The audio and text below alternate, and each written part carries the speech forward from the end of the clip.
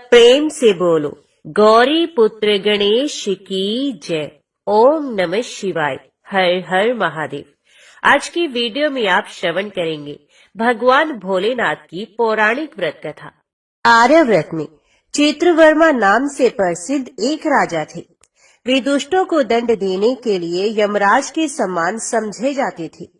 वे धर्म मर्यादाओं के रक्षक, कुमार्गामी पुरुषों को दंड देकर राह पर लाने वाले, समस्त यज्ञों का अनुष्ठान करने वाले और शरणार्थियों की रक्षा करने में समर्थ थे।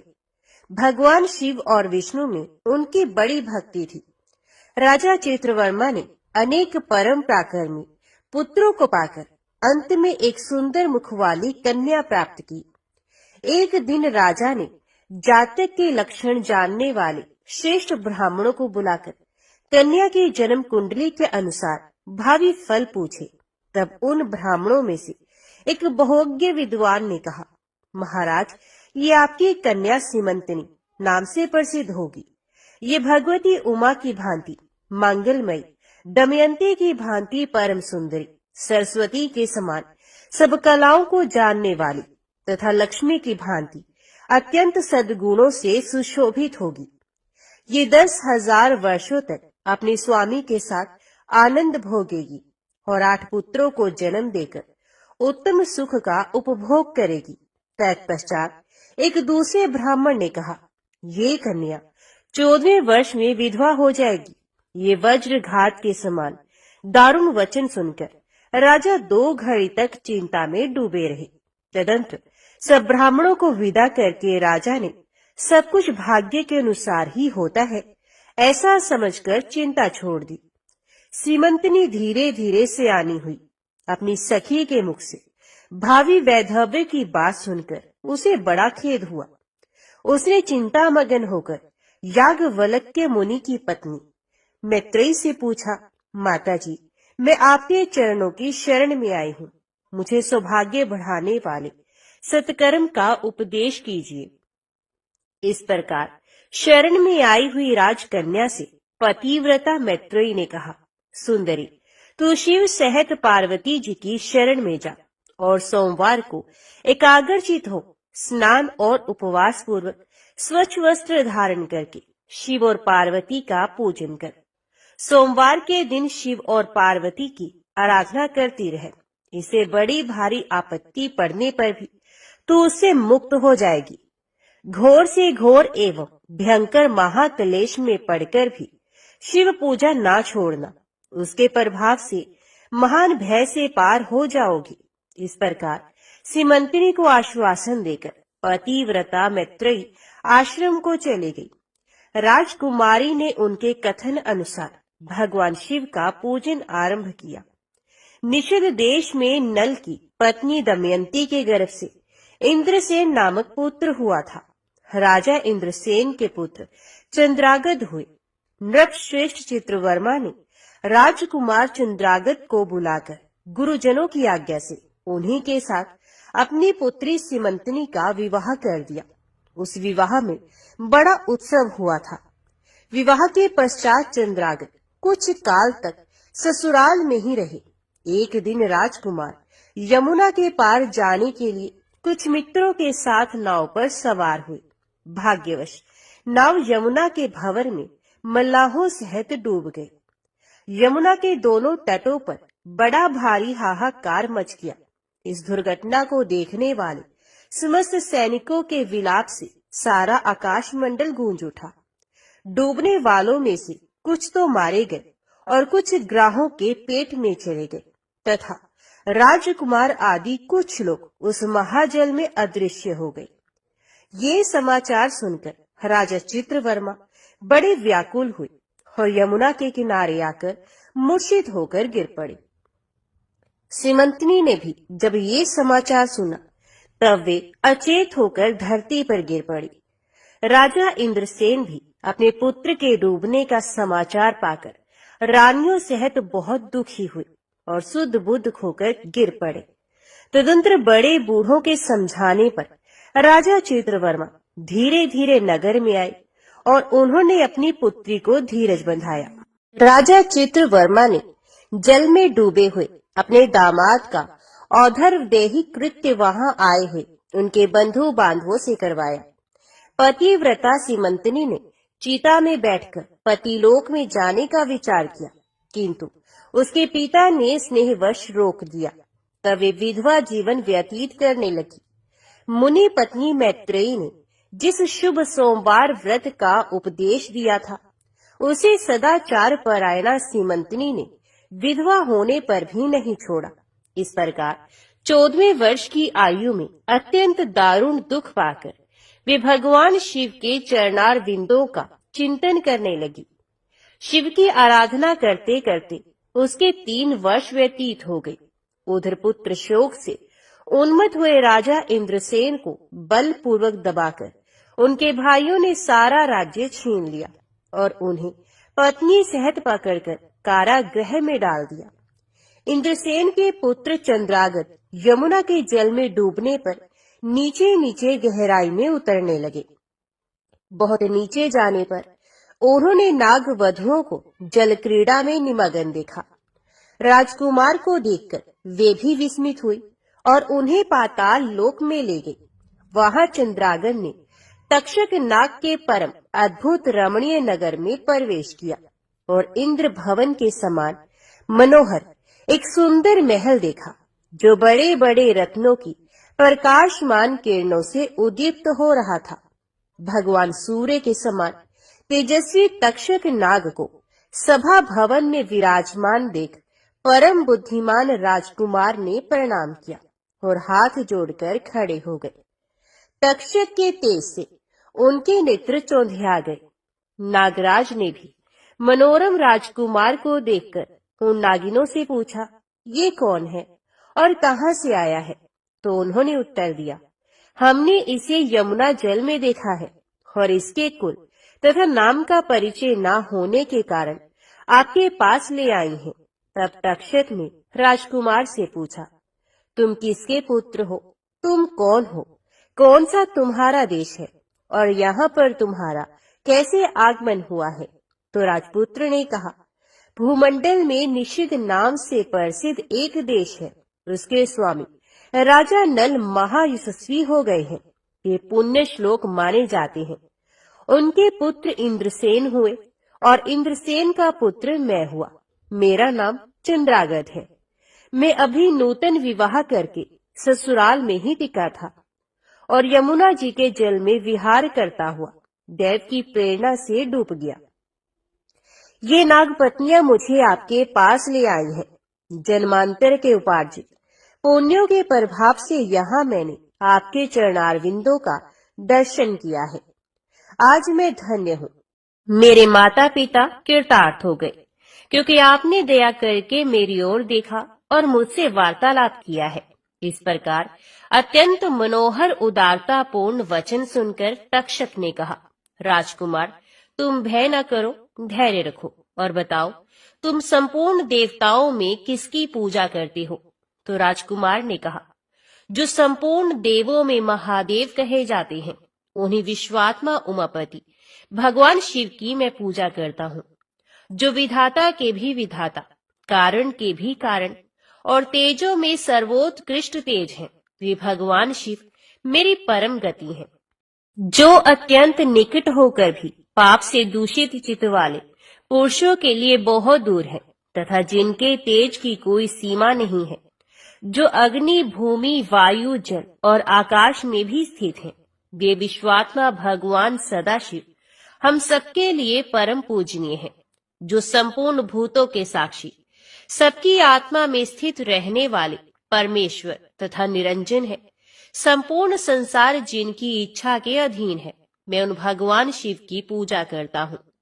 ज्ञानी पुरुष जिन्हें एक, आदि और पुराण पुरुष कहते हैं, गुणों के भेद से जिनमें भिन्नता की प्रतीति होती है, जिन्हें कोई तो क्षेत्रज्ञ, कोई तुरय और कोई कूटस्थ कहते हैं, ये भगवान शिव मेरे परम आश्रय हैं। जो चैतन्यमय अचिंत्य तत्व है, जिनके तेज का कहीं अंत नहीं है, श्रुति के नेति नेति वचनों से तदभिन्न समस्त वस्तुओं का बाध करके जिनके स्वरूप का निश्चय किया जाता है, तथा आत्मज्ञानी पुरुषों के मन और वाणी की वृत्तियां जिनका स्पर्श भी नहीं कर पाती, वे ही ये भगवान शिव मेरे परम पूज्य हैं, जिनका प्रसाद पाकर साधु पुरुष अत्यंत उज्ज्वल इंद्रपद की भी अभिलाषा नहीं रखते तथा कर्मों की अर्गला और काल चक्र को लांघकर निर्भय होकर विचरते हैं। ये भगवान शिव मेरी गति है, जिनकी स्मृति चांडाल की योनि में जन्म पाने वाले मनुष्यों के भी समस्त पाप रूपी रोगों का नाश करती है तथा जिनका संपूर्ण रूप श्रुतियों के लिए भी ढूंढने योग्य है। उन्हीं भगवान शिव के उद्देश्य से मैं सदैव पूजा करता हूँ। देव नदी गंगा जिनके मस्तक पर स्थान पाकर सुशोभित होती है, भगवती जगदम्बिका जिनके अर्धांग में निवास करती हैं, आहा हाथ तक्षक और वासुकी दोनों नागराज जिनके कानों के कुंडल हैं, ये चंद्रशेखर भगवान शिव मेरे परमाश्रय हैं, जिनके चरण कमल वेदों के शीर्ष स्थानीय उपनिषदों में गौरव वंदित होते हैं। वेदांत की श्रुति भी जिनके चरणार विंदों का गुणगान करती है, जिनका दिव्य स्वरूप सदा योगियों के हृदय में प्रकाशित होता है तथा जिनकी सगुण मूर्ति संपूर्ण तत्वों का प्रकाश करने वाली है। गुणमयी सृष्टि पर विजय पाने वाले वे भगवान शंकर मेरे द्वारा पूजित होते हैं। राजकुमार की ये बात सुनकर तक्षक का चित्त प्रसन्न हो गया। उनके हृदय में महादेव जी के प्रति नूतन भक्ति भाव का उदय हो गया और वे उनसे इस प्रकार बोले, राजेंद्र नंदन, तुम्हारा कल्याण हो। मैं तुम पर बहुत प्रसन्न हूँ, क्योंकि तुम बालक होकर भी सर्वोत्कृष्ट परात्पर शिव तत्व को जानते हो। देखो, ये रत्नमय लोक है, ये मनोहर नेत्रों वाली युवतियां हैं, ये मनोवांछित कामना पूर्ण करने वाले कल्प वृक्ष हैं तथा ये अमृत रूपी जल से भरी हुई बावलियां हैं। यहाँ मृत्यु का दारुण भय नहीं है, बुढ़ापा और रोग से यहाँ किसी को पीड़ा नहीं होती। तुम इच्छा अनुसार यहीं रहो और यथा योग्य सुख भोगों का उपभोग करो। नागराज के ऐसा कहने पर राजकुमार हाथ जोड़कर बोले, नागराज, मैंने समय पर विवाह किया है। मेरी पत्नी उत्तम व्रत का पालन करने वाली और शिव पूजा परायणा है। मैं अपने माता पिता का इकलौता पुत्र हूँ। वे सब लोग इस समय मुझे मरा हुआ मानकर महान शोक से घिर गए होंगे, अतः मुझे किसी प्रकार भी यहाँ अधिक समय तक नहीं रुकना चाहिए। कृपा करके मुझे उसी मनुष्य लोक में पुनः पहुंचा दीजिए। नागराज तक्षक ने कहा, राजकुमार, तुम जब जब मेरी याद करोगे तब तब तुम्हारे सामने प्रकट हो जाऊंगा। ऐसा कहकर उन्होंने राजकुमार को एक सुंदर अश्व भेंट किया, जो इच्छा के अनुसार चलने वाला था। अनेक प्रकार के द्वीपों, समुद्रों और लोकों में उसकी अप्रतिहत गति थी। इसके सिवा उन्हें रत्न में आभूषण, दिव्य वस्त्र एवं दिव्य अलंकार भेंट किए। उनकी सहायता के लिए सारी व्यवस्था करने के पश्चात तक्षक ने जाओ कहकर प्रेम पूर्वक उन्हें विदा किया।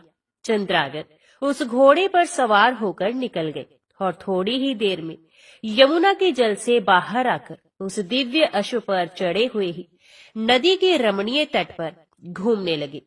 इसी समय पतिव्रता सीमंतनी अपनी सखियों से घिरी हुई वहां स्नान करने के लिए आई। उसे यमुना के तट पर मनुष्य रूपधारी नाग कुमार के साथ भ्रमण करते हुए राजकुमार चंद्रागत को देखा।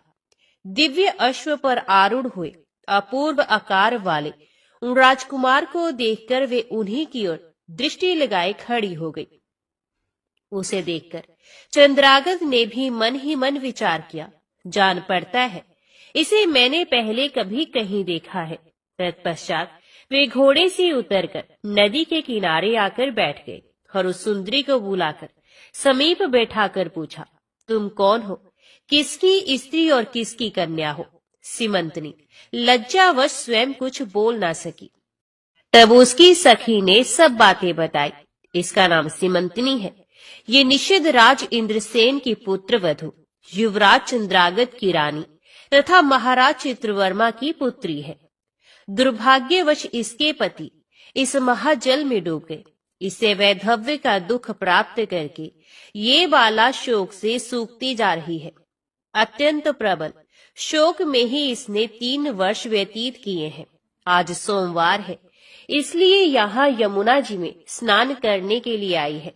इसके श्वशुर का भी राज्य भी शत्रु ने छीन लिया है, बलपूर्वक उस पर अधिकार जमा लिया है और वे महाराज अपनी पत्नी के साथ उनकी कैद में पड़े हैं।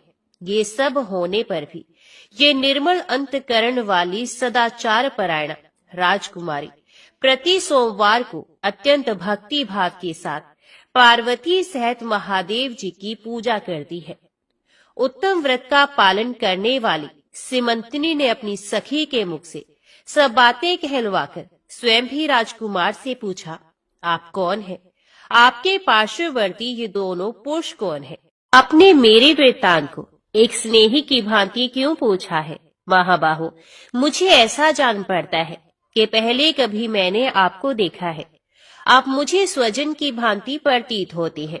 इतना कहकर राजकुमारी सीमंतनी नेत्रों से आंसू की धारा बहाती हुई बहुत देर तक फूट फूट कर रोती रही और मूर्छित होकर पृथ्वी पर गिर पड़ी। अपनी प्रियतमा के शोक का कारण सुनकर चंद्रागत भी शोक से व्याकुल हो 2 घड़ी तक चुपचाप बैठे रहे। तदंतर सीमंतनी उठकर राजकुमार की ओर बारंबार निहारने लगी। उसने पहले देखे हुए अंग चिन्हों, स्वर आदि लक्षणों, अवस्था के प्रमाण तथा रूप रंग आदि की परीक्षा करके ये निश्चय किया कि ये अवश्य ही यही मेरे पति हैं, क्योंकि मेरा हृदय प्रेम से अधीर होकर इन्हीं में अनुरक्त हुआ है। परंतु क्या मुझ अभागिनी को अपने मरे हुए पति का दर्शन हो सकता है? ये स्वप्न है या भ्रम?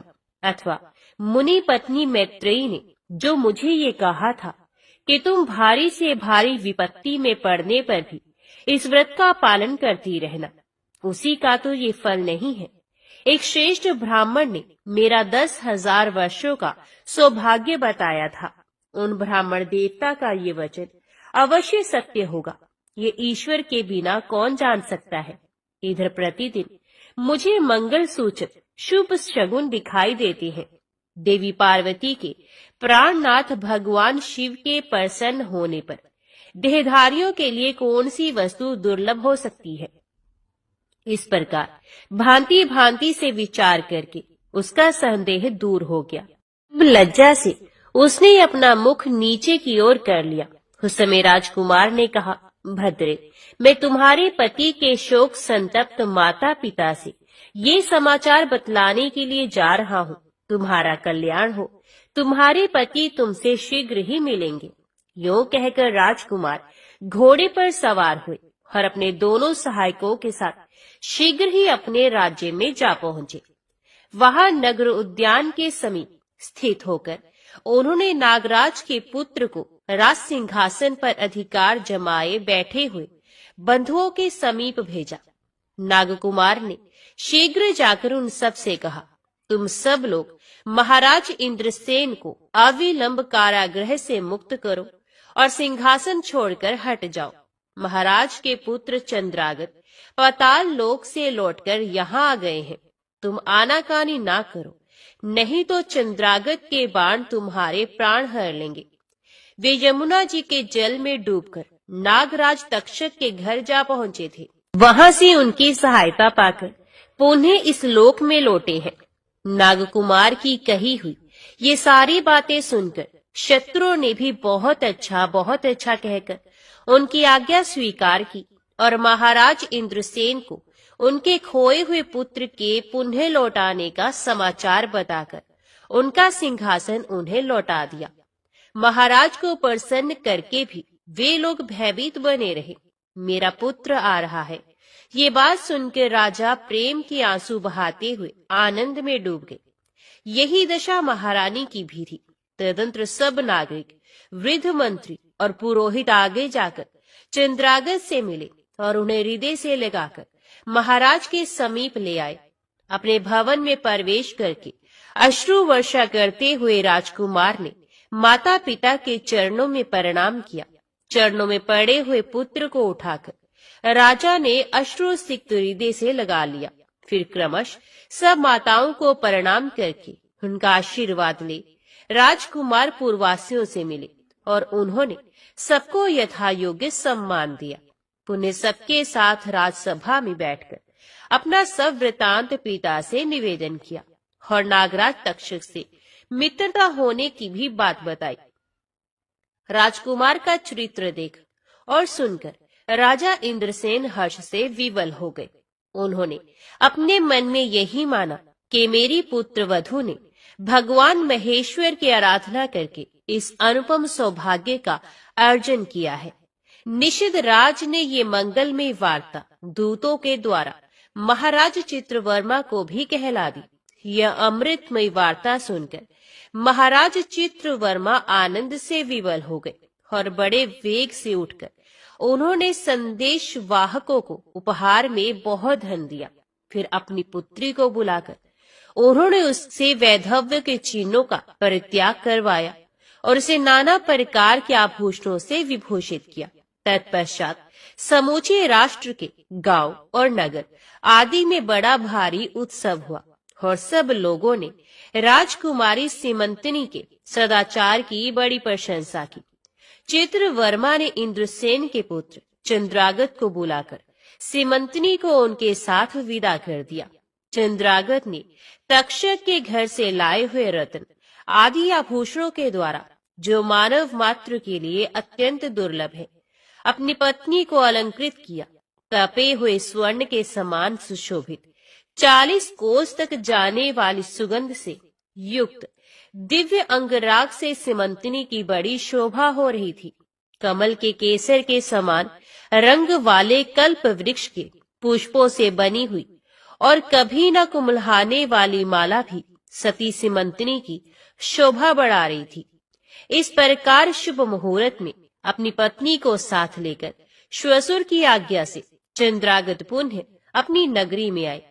महाराज इंद्रसेन ने अपने पुत्र को राज सिंहासन पर बिठाकर तपस्या द्वारा भगवान शिव की आराधना करके योगी पुरुषों को उपलब्ध होने वाली उत्तम गति प्राप्त की। राजा चंद्रागत ने अपनी धर्मपत्नी सीमंतनी के साथ 10,000 वर्षों तक नाना प्रकार के विषयों का उपभोग किया। उन्होंने 8 पुत्रों और 1 कन्या को जन्म दिया। सीमंतनी प्रतिदिन भगवान महेश्वर की पूजा करती हुई अपने स्वामी के साथ सुखपूर्वक रहने लगी। उसे सोमवार के व्रत के प्रभाव से अपना खोया हुआ सौभाग्य प्राप्त कर लिया। ओम नमः शिवाय। हर हर महादेव। आशकल नामक गांव में बिंदुक नाम का एक ब्राह्मण रहता था। वे अधर्मी, दुरात्मा एवं महापापी था। उसकी स्त्री बहुत सुंदर थी। उसका नाम चंचुला था। वह सदा उत्तम धर्म का पालन करती थी, परंतु बिंदुक वैश्यगामी था। इस तरह कुकर्म करते हुए बहुत समय व्यतीत हो गया। उसकी स्त्री काम से पीड़ित होने पर भी स्वधर्म नाश के भय से कलेश सहकर भी काफी समय तक धर्म भ्रष्ट नहीं हुई, परंतु आगे चलकर वे भी अपने दुराचारी पति के आचरण से प्रभावित होकर दुराचारिणी और अपने धर्म से विमुख हो गई। इस तरह दुराचार में डूबे हुए उन पति पत्नी का बहुत सा समय व्यर्थ में बीत गया। वैश्यगामी, दूषित बुद्धि वाला वे दुष्ट ब्राह्मण बिंदुक समय अनुसार मृत्यु को प्राप्त होकर नरक में चला गया। बहुत दिनों तक नरक के दुखों को भोगकर वे मूढ़ बुद्धि पापी विंध्य पर्वत पर भयंकर पिशाच हो गया। इधर उस दुराचारी बिंदु के मर जाने पर वे चंचुला नामक स्त्री बहुत समय तक पुत्रों के साथ अपने घर में रहती रही। पति की मृत्यु के बाद वे भी अपने धर्म से गिरकर परपुरुषों का संग करने लगी थी। सतिया विपत्ति में भी अपने धर्म का पालन करना नहीं छोड़ती। यही तो तप है। तप कठिन तो होता ही है, लेकिन इसका फल बहुत मीठा होता है। विषयी इस सत्य को नहीं जानता, इसलिए वे विषयों के विषफल का स्वाद लेते हुए भोग करता है। एक दिन देव योग से किसी पुण्य पर्व के आने पर वे अपने भाई बंधुओं के साथ गोकर्ण क्षेत्र में गई। उसने तीर्थ के जल में स्नान किया एवं बंधु जनों के साथ यत्र तत्र घूमने लगी।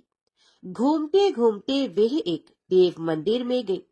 वहां उसने एक ब्राह्मण के मुख से भगवान शिव की परम पवित्र एवं मंगलकारी कथा सुनी। कथावाचक ब्राह्मण कह रहे थे कि जो स्त्रियां व्यभिचार करती हैं, वे मरने के बाद जब यमलोक में जाती हैं, तब यमराज के दूत उन्हें तरह तरह से यंत्रणा देते हैं। वे उसके काम अंगों को तप्त लोह दंडों से दागते हैं। तप्त लोह के पोष से उसका संसर्ग कराते हैं। ये सारे दंड इतनी वेदना देने वाले होते हैं कि जीव पुकार पुकार कर कहता है कि अब वे ऐसा नहीं करेगा, लेकिन यमदूत उसे छोड़ते नहीं। कर्मों का फल तो सभी को भोगना पड़ता है। देव, ऋषि, मनुष्य सभी इससे बंधे हुए हैं। ब्राह्मण के मुख से ये वैराग्य बढ़ाने वाली कथा सुनकर चंचुला भय से व्याकुल हो गई। कथा समाप्त होने पर सभी लोग वहां से चले गए। तब कथा वांचने वाले ब्राह्मण देवता से चंचुला ने कहा, हे ब्राह्मण, धर्म को न जानने के कारण मेरे द्वारा बहुत बड़ा दुराचार हुआ है। स्वामी, मेरे ऊपर कृपा कर मेरा उद्धार कीजिए। आपके प्रवचन को सुनकर मुझे संसार से वैराग्य हो गया है। मुझ मूढ़ चित्त वाली पापिनी को धिक्कार है। मैं निंदा के योग्य हूँ। मैं बुरे विषयों में फंसकर अपने धर्म से विमुख हो गई थी। कौन मुझे जैसी कुमार्ग में मन लगाने वाली पापिनी का साथ देगा? जब यमदूत मेरे गले में फंदा डालकर मुझे बांधकर ले जाएंगे और नरक में मेरे शरीर के टुकड़े करेंगे, तब मैं कैसे उन महायातनाओं को सहन कर पाऊंगी? मैं सब प्रकार से नष्ट हो गई हूँ, क्योंकि अभी तक मैं हर तरह से पाप में डूबी रही हूँ। हे ब्राह्मण, आप मेरे गुरु हैं, आप ही मेरे माता पिता हैं। मैं आपकी शरण में आई हूँ। मुझ अबला का अब आप ही उद्धार कीजिए। सूत जी कहते हैं, इस प्रकार विलाप करती हुई चंचुला ब्राह्मण देवता के चरणों में गिर पड़ी। तब ब्राह्मण ने उसे कृपा पूर्वक उठाया और इस प्रकार कहा, नारी, तुम सौभाग्यशाली हो जो भगवान शंकर की कृपा से तुमने वैराग्यपूर्ण शिव पुराण की कथा सुनकर समय से अपनी गलती का एहसास कर लिया है। तुम डरो मत और भगवान शिव की शरण में जाओ। उनकी परम कृपा से तुम्हारे सभी पाप नष्ट हो जाएंगे। मैं तुम्हें भगवान शिव की कथा सहज मार्ग भी बताऊंगा, जिसके द्वारा तुम्हें सुख देने वाली उत्तम गति प्राप्त होगी। शिव कथा सुनने से तुम्हारी बुद्धि शुद्ध हो गई है और तुम्हें पश्चाताप हुआ है तथा मन में वैराग्य उत्पन्न हुआ है। पश्चाताप ही पाप करने वाले पापियों के लिए सबसे बड़ा प्रायश्चित है। पश्चाताप ही पापों का शोधक है। इससे ही पापों की शुद्धि होती है। सत्पुरुषों के अनुसार पापों की शुद्धि के लिए प्रायश्चित पश्चाताप से ही संपन्न होता है।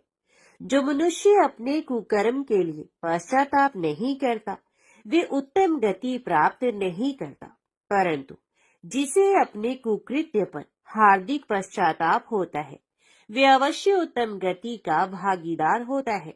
इसमें कोई शक नहीं। शिव पुराण की कथा सुनने से चित्त की शुद्धि एवं मन निर्मल हो जाता है। शुद्ध चित्त में ही भगवान शिव व माता पार्वती का वास होता है। विशुद्ध आत्मा पोष सदा शिव के पद को प्राप्त होता है। इस कथा का श्रवण सभी मनुष्यों के लिए कल्याणकारी है, अतः इसकी आराधना व सेवा करनी चाहिए।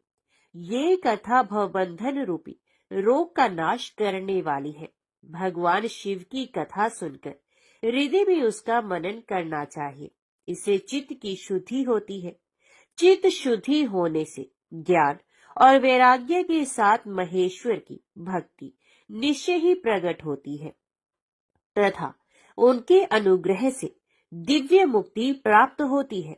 जो मनुष्य माया के प्रति आसक्त है, वह इस संसार बंधन से मुक्त नहीं हो पाता।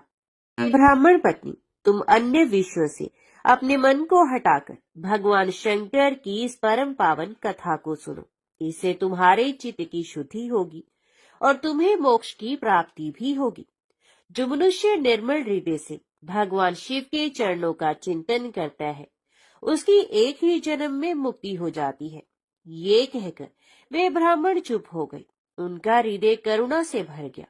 वे ध्यान में मगन हो गए। ब्राह्मण का उक्त उपदेश सुनकर चंचुला के नेत्रों में आनंद के आंसू छलक आए। वे हर्ष भरे हृदय से ब्राह्मण देवता के चरणों में गिर गई और हाथ जोड़कर बोली, मैं कृतार्थ हो गई। हे ब्राह्मण, शिव भक्तों में श्रेष्ठ स्वामी आप धन्य हैं। आप परमार्थदर्शी हैं और सदा परोपकार में ही लगे रहते हैं। साधु, मैं नरक के समुद्र में गिर रही हूँ। कृपा करके मेरा उद्धार कीजिए।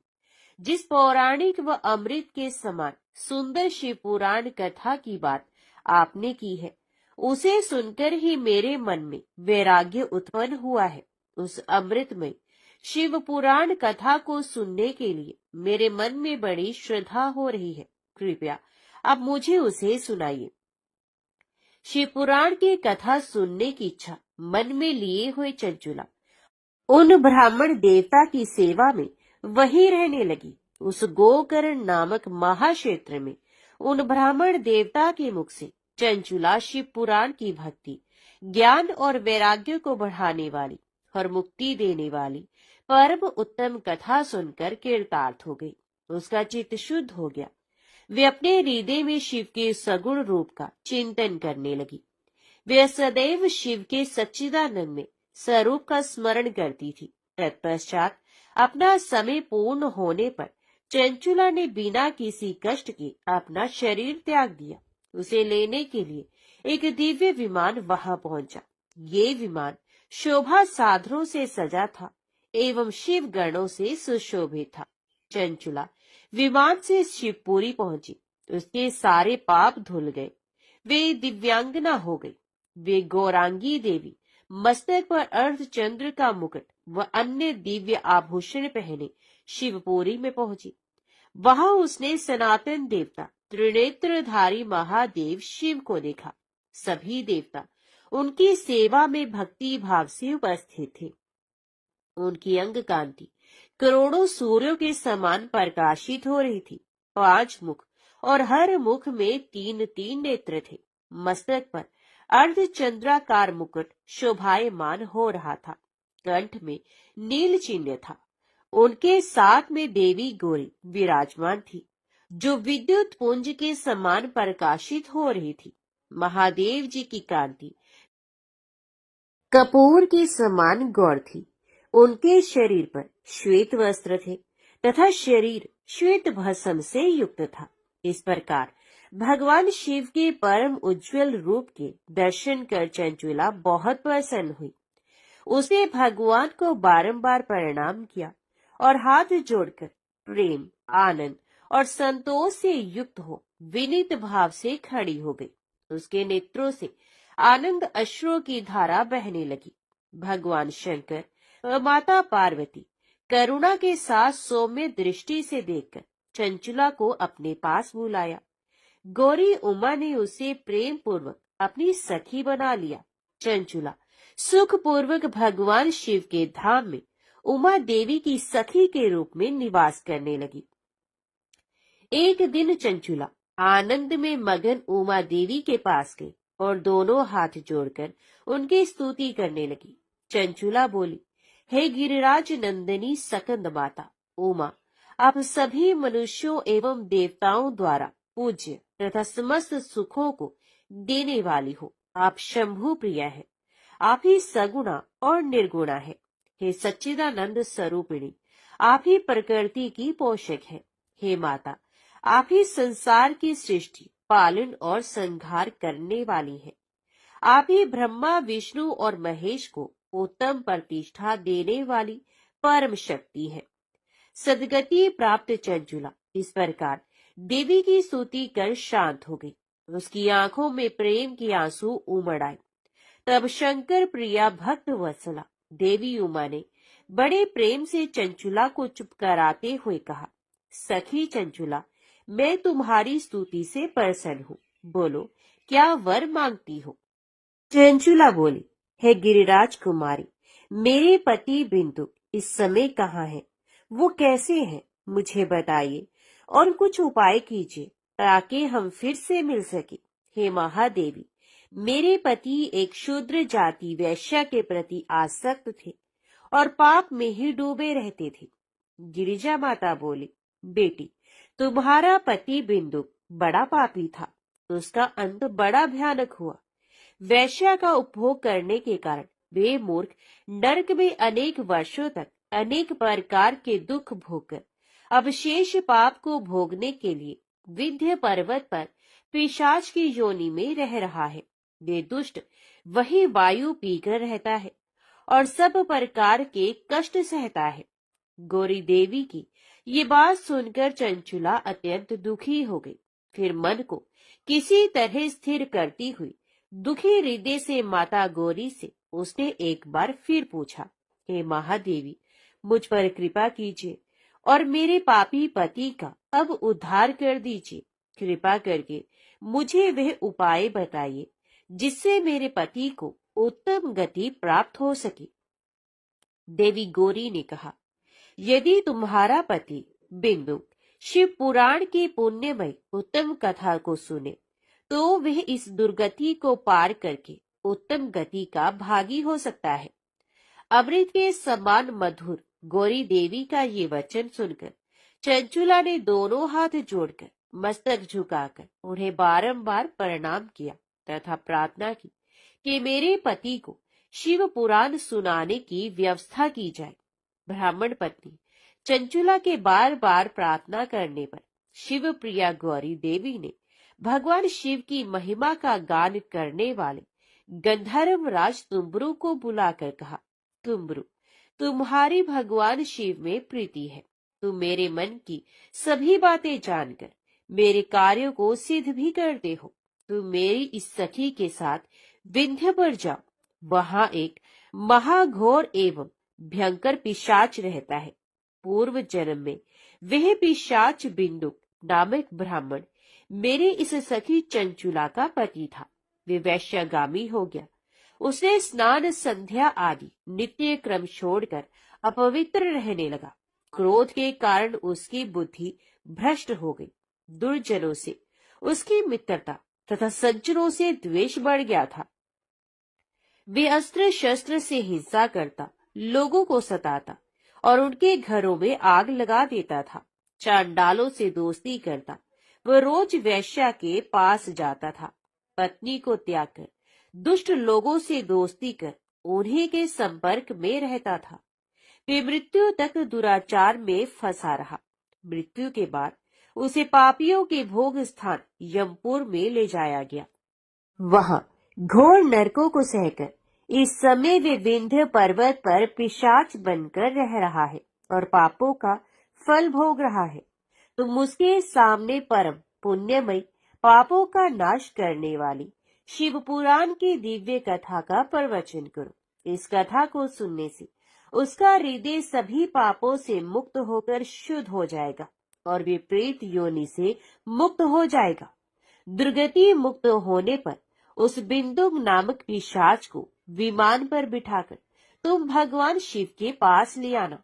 माँ उमा का आदेश पाकर गंधर्व राज तुम्बरु प्रसन्नता पूर्वक अपने भाग्य की सराहना करते हुए चंचुला को साथ लेकर विमान से पिशाच के निवास स्थान विंध्य पर्वत पर गया। वहां पहुंचकर उसने उस विकराल आकृति वाले पिशाच को देखा। उसका शरीर विशाल था, उसकी ठोड़ी बड़ी थी। वे कभी हंसता, कभी रोता तो कभी उछलता था। महाबली तुम्बुरु ने बिंदुक नामक पिशाच को पाशों से बांध लिया। उसके पश्चात तुम्बुरु ने शिव पुराण की कथा बांचने के लिए स्थान तलाश कर मंडप की रचना की। शीघ्र ही इस बात का पता लोगों को चल गया कि एक पिशाच के उद्धार हेतु देवी पार्वती की आज्ञा से तुम्बुरु शिव पुराण की अमृत कथा सुनाने के लिए विंध्य पर्वत पर आया है। उस कथा को सुनने के लोभ से बहुत से देवऋषि वहां पहुंच गए। सभी को आदर पूर्वक स्थान दिया गया। पिशाच बिंदुक को पाशों में बांधकर आसन पर बिठाया गया और तब तुम्बरू ने परम उत्तम शिव पुराण की अमृत कथा का गान शुरू किया। उसने पहली विद्येश्वर संहिता से लेकर 7वीं वायु संहिता तक शिव पुराण की कथा का स्पष्ट वर्णन किया। 7 संहिताओं से शिव पुराण को सुनकर सभी श्रोता कृतार्थ हो गए। परम पुण्य में शिव पुराण को सुनकर पिशाच सभी पापों से मुक्त हो गया और उसने पिशाच शरीर का त्याग कर दिया। शीघ्र ही उसका रूप दिव्य हो गया। उसका शरीर गौर वर्ण का हो गया। शरीर पर श्वेत वस्त्र एवं पुरुषों के आभूषण आ गए। इस प्रकार दिव्य देहधारी होकर बिंदुक अपनी पत्नी चंचुला के साथ स्वयं भी भगवान शिव का गुणगान करने लगा। उसे इस दिव्य रूप में देखकर सभी को बहुत आश्चर्य हुआ। उसका मन परम आनंद से परिपूर्ण हो गया। सभी भगवान महेश्वर की अद्भुत चरित्र को सुनकर कृतार्थ होकर उनका यशोगान करते हुए अपने अपने धाम को चले गए। बिंदुक अपनी पत्नी चंचुला के साथ विमान में बैठकर शिवपुरी की ओर चल दिया। महेश्वर के गुणों का गान करता हुआ बिंदुक अपनी पत्नी चंचुला व तुम्बरू के साथ शीघ्र ही शिवधाम पहुंच गया। भगवान शिव व देवी पार्वती ने उसे अपना पार्षद बना लिया। दोनों पति पत्नी सुखपूर्वक भगवान महेश्वर एवं देवी गौरी के श्री चरणों में अविचल निवास पाकर धन्य हो गए। ओम नमः शिवाय। हर हर महादेव।